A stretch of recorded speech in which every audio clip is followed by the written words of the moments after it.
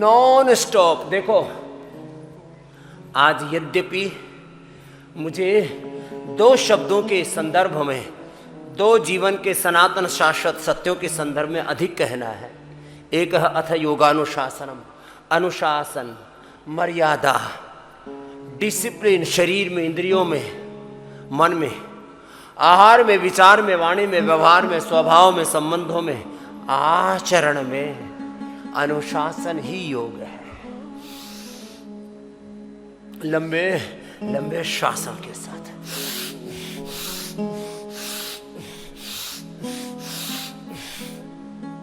हमारा पेट, हमारी पीठ, हमारी कमर, हमारे हाथ पैर, हमारा शरीर, हमारी इंद्रियों में अनुशासन नहीं है। देखो पूरे शरीर को, अपनी इंद्रियों को, अपने मन को, शरीर का अनुशासन है। शरीर आपके नियंत्रण में है। शरीर अभी हमारे नियंत्रण में कहाँ है? शरीर हमारे अधीन कहाँ है? शरीर तो हमने रोगों के हवाले कर रखा है। इंद्रियों को विषय भोगों के हवाले कर रखा है, और मन को तो मनमानी करने के लिए ऐसे छोड़ रखा है जैसे कोई आवारा जानवर हो। अरे भाई तुम इंसान हो, इंसान की तरह जिंदगी जी लो।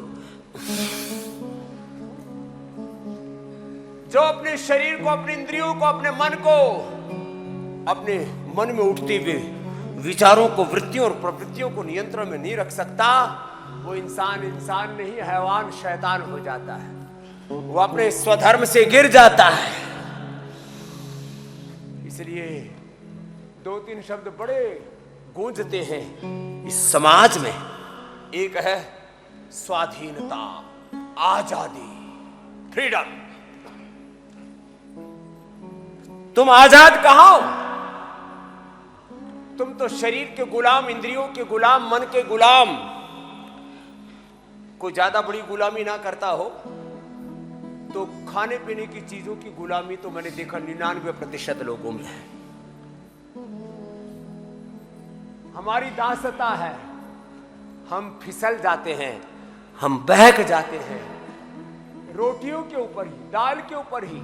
थोड़ी रोटी अच्छी लगी, थोड़ी दाल अच्छी लगी, थोड़ी सब्जी अच्छी लगी, और जब लड्डू आया तो खुद ही लुढ़कने लगे, और जब जलेबी आई तो खुद जलेबी की तरह टेढ़े मेढ़े होकर के उसकी परिक्रमा करने लगे। 2 खानी थी, 10 सेब दी, और फिर कहते हैं मोटापा बढ़ गया बाबा, शुगर बढ़ गई, कोलेस्ट्रॉल बढ़ गया। अब क्या करें? तुमने अपनी स्वायत्तता का, अपनी स्वाधीनता का, अपनी आजादी का ख्याल ही नहीं रखा। तुम आजाद होकर के जियो, शरीर के, इंद्रियों के, मन के गुलाम होकर के नहीं। पहले रोगों की पराधीनता, और फिर अगला मामला और खतरनाक है। रोगों की पराधीनता, दवाओं की पराधीनता। दवा खा खा करके शरीर को मेडिकल स्टोर बना दिया।